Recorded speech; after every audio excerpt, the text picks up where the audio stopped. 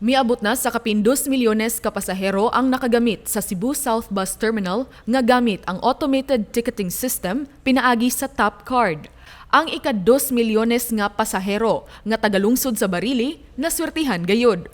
Malipayon gayud ang adlawng natawhan ni Nancy Pacada. Human siya makadawat og ganti gikan sa kagamhanan sa lalawigan sa Sugbo ug Topline High-Tech Synergy Corporation. Isip ika-2 ka milyon ka pasahero sa Cebu South Bus Terminal kon CSBT.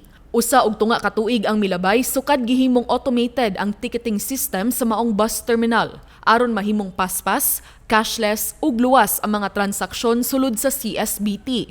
Dakong kalipay ni Pacada sa iyang nadawat nga mga premyo nga wa niya damha. Ilabi na kay bag-o lang siya nagsaulog sa iyang adlaw natawhan.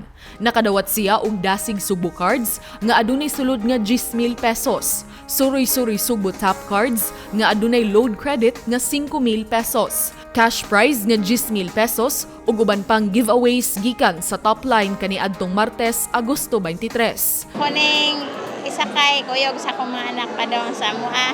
Kuyogon ako sila kay na may libre nga Sugbo card, soroy-soroy Sugbo card.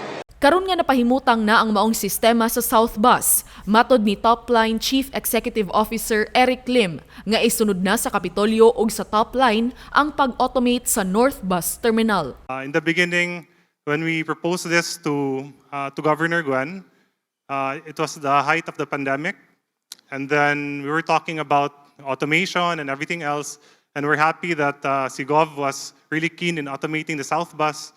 Akong pasalamatan ang Topline kay ila gayong gisaka to the next level.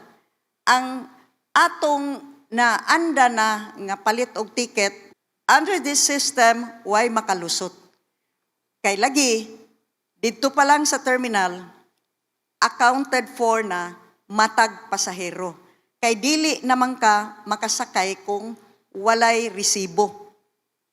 Busa tungod ni ini nahimong mas efficient, more professional, and more trustworthy ang atong sistema dito sa Cebu South Bus Terminal. Paula Mendoza, Balita sa Sugbo.